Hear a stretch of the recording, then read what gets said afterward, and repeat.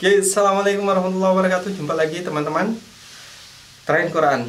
Jadi di momen Maulid ini, sebentar lagi kita akan merayakan Maulid, hari kelahiran Nabi Muhammad SAW. Allahumma sholli ala Muhammad wa ala ali sayyidina Muhammad. Alhamdulillahirabbil alamin. Bismillahirrahmanirrahim.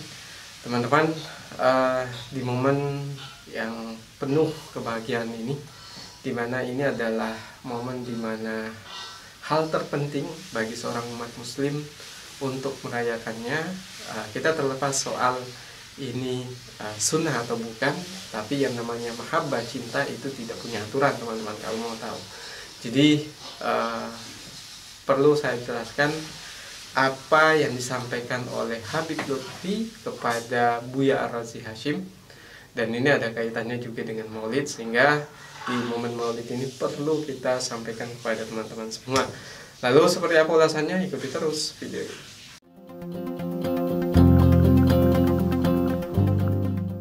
Oke, teman-teman, Tren Quran bicara soal Maulid. Maulid Nabi adalah salah satu ibadah spesial, ibadah yang paling unik, yang paling menentukan kehidupan kita nanti kelak di akhirat nanti, karena bahkan sholat kita sendiri itu pada dasarnya tidak akan sampai kepada Allah kalau tanpa sholawat.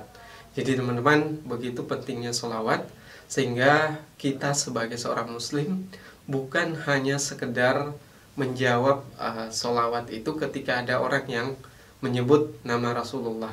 Kalau kita hanya melakukan itu, maka dalam sehari bisa saja sholawat kita hanya 5 kali sehari dari ibadah sholat yang kita lakukan, atau sesuai dengan jumlah rakaat yang kita lakukan. Oke teman-teman, ini hal yang bukan sepele menurut saya. Nanti kita akan sampaikan apa yang disampaikan oleh Habib Lutfi kepada Buya Ar-Razi Hashim. Jadi sholawat itu bukan ibadah yang sepele, yang sampai pada hari ini bisa kita hitung jari berapa orang yang punya target untuk membaca sholawat kepada Nabi, entah itu 100, 200, 300, atau 1000. Kata salah satu ulama bahwa yang namanya sholawat baru akan dikatakan banyak itu kalau bisa sampai 300 kali dalam sehari. Entah itu teman-teman pakai sholawat yang sederhana, sholawat Jibril, ataupun sholawat Ibrahimiyah dan lain sebagainya. Karena saat ini ada ratusan sholawat yang bisa kita baca. Teman-teman, mungkin ada yang membahas bahwa sebagian sholawat itu bukan sunnah. Kalau itu saya tidak percaya, teman-teman, dan tidak setuju terkait itu, karena yang namanya Nabi Muhammad, beliau itu tidak putus perannya setelah beliau meninggal. Bahkan Rasulullah menyampaikan bahwa siapa yang bertemu denganku setelah kematianku, maka pastikanlah bahwa itu aku, karena tidak ada satu makhluk pun di dunia ini yang boleh menyerupai wujud Rasulullah SAW. Ketika ada kisah yang menyebutkan bahwa seseorang bertemu langsung dengan Rasulullah dalam keadaan terjaga, maka itu bisa kita terima kebenarannya, termasuk dalam hal mimpi. Ketika ada orang yang mengaku bahwa dia bermimpi bertemu Nabi, maka itu kita bisa terima kebenarannya, karena itu ada dalilnya. Sehingga kalau ada yang mengatakan bahwa Nabi memberikan sholawat kepadanya, bacaan sholawat yang baru, maka itu juga kita bisa percaya, karena itu sudah ada legitimasi dari sunnah Rasulullah SAW sendiri. Sehingga teman-teman, itu bukan sesuatu hal yang sulit untuk kita terima, bahwa kalau ada sholawat yang baru muncul jauh setelah kematian Rasulullah, itu tidak bisa serta-merta kita katakan sebagai bid'ah, karena Nabi sendiri menyampaikan bahwa Nabi bisa bertemu dengan umatnya baik dalam keadaan tidur maupun terjaga setelah kematiannya. Sehingga ucapan yang keluar dari Rasulullah ketika seseorang itu bermimpi bertemu Rasulullah, maka itu juga masuk kategori sunnah, tapi bukan sunnah yang lahiriah, tapi dia batiniah, kita kategorikan seperti itu. Dan Buya Ar-Razi juga menyampaikan seperti itu. Nah teman-teman, sebelum masuk menyampaikan apa yang disampaikan oleh Buya Ar-Razi Hashim terkait pesan Habib Lutfi mengenai Rasulullah, mengenai sholawat, perlu saya menyampaikan satu kisah sederhana Jadi ada seorang penjual es. Jadi penjual es ini suatu ketika dia jualan tidak laris sama sekali, belum ada yang membeli. Dan di saat tertentu ada seseorang, pada saat dia menjual es itu banyak orang yang datang. Jadi bukan seseorang, banyak orang yang tiba-tiba datang dan membeli esnya. Lalu si penjual es tersebut karena dagangannya laris, dia menanyakan bahwa ada acara apa, kenapa ramai-ramai seperti ini. Jadi orang itu menyampaikan bahwa ini telah ada acara maulid, sehingga kami mampir membeli es kepada Anda, sehingga dagangannya pun laris manis. Kemudian si penjual es tersebut menanyakan, lalu apakah besok masih ada acaranya? Kemudian dijawab bahwa acaranya pindah-pindah. Nah, si penjual es tersebut akhirnya disampaikan bahwa karena acaranya nanti pindah di tempat tertentu, dia pun ikut karena dia berpikir bahwa saat ini jualannya bisa laris manis karena rombongan tersebut membeli dagangannya. Kalau dia ikut di acara tersebut lagi, itu otomatis dagangannya akan laris. Dan betul itu dilakukan dan terjadi lagi, laris lagi dagangannya karena dia datang di tempat maulid itu diadakan. Akhirnya dia bertanya lagi, besok di mana lagi acaranya? Akhirnya disampaikan dan begitu seterusnya. Tapi karena dia merasa bahwa kenapa saya tidak ikut mendengarkan maulid, cuma jualan es. Akhirnya dia ikut, dan ketika ikut dia merasa tertarik. Ternyata maulid yang sering diadakan oleh rombongan ini seperti ini, ternyata enak mendengarkan maulid. Akhirnya dia pun ikut dalam acara tersebut dan kemudian berkembang terus di beberapa hari kemudian. Dia tidak hanya sekedar jualan dan ikut maulid, tapi mulai rajin bersedekah khusus untuk orang-orang yang ikut maulid. Jadi esnya itu tidak dijual lagi, digratiskan, sebagian digratiskan. Dan kemudian dia berencana bahwa dia akan melakukan maulid sendiri di rumahnya karena merasa bahwa ini penting dilakukan karena ini untuk nabinya, sehingga dia pun melakukan maulid. Di tahun sebelumnya, sebelum itu dia sudah merencanakan, dia mulai menabung. Pada saat hari sebelum acara maulid, dia kemudian menyampaikan kepada tetangganya, mengundang satu persatu, mulut ke mulut, bukan melalui surat. Tapi di hari hanya karena ada orang yang menyebar gosip, sehingga orang itu tidak senang dan tidak mau datang di acaranya, sehingga acara maulidnya pun tidak ada seorang pun yang datang.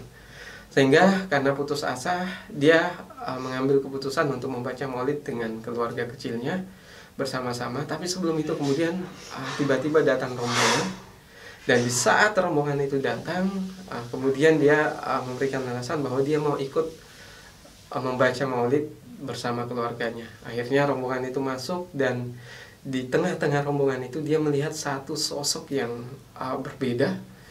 Secara wajahnya dia punya wibawa dan tampak sangat berbeda dari rombongan tersebut. Akhirnya dia memberanikan diri setelah acara tersebut bertanya kepada orang asing tersebut bahwa siapakah Anda, kenapa Anda dari segi tampilan, kemudian perawakannya sangat berbeda.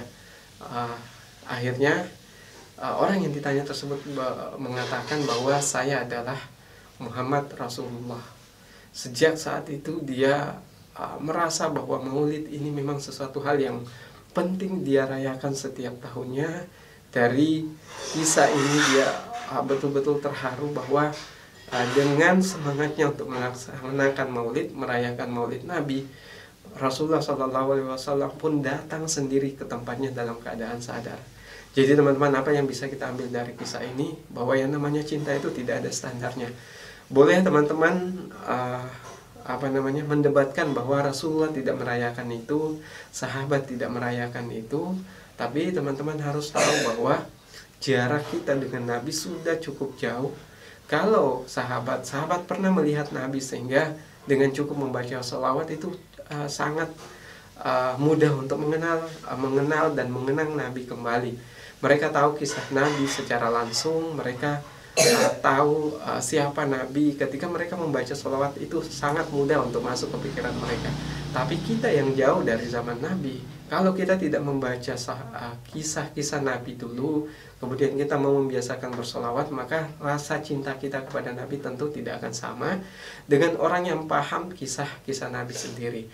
Jadi dari sini pelajaran buat kita teman-teman, jangan pernah mengatakan bahwa maulid itu bid'ah. Bid'ah itu kalau tidak ada dalilnya sama sekali. Teman-teman tahu Abu Jahal, dia diberikan keistimewaan sedikit karena senang dengan kelahiran Nabi. Maka itu bisa menjadi dalil bagi kita bahwa melaksanakan maulid, merayakan maulid juga bagian dari cinta Nabi, yang itu pasti ada ganjarannya. Oke teman-teman, apa yang disampaikan Habib Lutfi kepada Buya Razi Hashim? Habib Lutfi menyampaikan bahwa saat ini banyak orang yang dalam artian bahwa Islam itu mudah dihancurkan dengan mengurangi kecintaan seseorang kepada nabinya. Banyak orang yang berpikir, kata Habib Lutfi, bahwa Nabi Muhammad itu sama dengan manusia lain. Jadi teman-teman, sekalipun ada ayat Qul innama ana basyarum mislukum yuha ilayya, bahwa katakanlah Nabi Muhammad bahwa aku adalah manusia seperti kalian. Jadi teman-teman, itu ada tafsiran yang lebih lengkap untuk itu. Memang Rasulullah secara fisik sama dengan kita, tapi secara rohani, kepribadian dan lain sebagainya, keistimewaan, dia jauh dengan kita. Bahkan Nabi pernah menyampaikan, kuntu nabiyan wa adamu indar ruhi wal jasad, kalau tidak salah kurang lebih seperti itu, bahwa aku sudah menjadi nabi, kata Rasulullah, sedangkan Adam masih dalam proses antara ruh dan jasadnya. Jadi dari sini bisa kita ketahui bahwa Nabi sekalipun lahir di tahun gajah, tapi Nabi pada dasarnya sudah diciptakan oleh Allah jauh sebelum adanya bumi ini. Bahkan ribuan tahun sebelum adanya bumi ini diciptakan, Nabi Muhammad SAW sudah tercipta ruhnya. Jadi teman-teman, yang disampaikan Habib Lutfi bahwa untuk bisa cinta kepada Nabi, untuk bisa mendapatkan rasa cinta dan rasa senang kita pada saat bersolawat, maka kita butuh untuk mengenal Nabi SAW. Sehingga teman-teman membaca maulid ini bisa kita jadikan dasar bahwa aktivitas solawat yang kita lakukan setiap hari setelah merayakan maulid, maka maulid itu tujuannya adalah untuk meningkatkan kecintaan kita, sehingga ketika kita membaca solawat di hari-hari selanjutnya selama setahun penuh sebelum merayakan maulid, maka itu akan jauh lebih baik ketika kita tahu kisah-kisah Rasulullah. Oke, mungkin itu yang bisa saya sampaikan. Sekian dari saya. Assalamualaikum warahmatullahi wabarakatuh.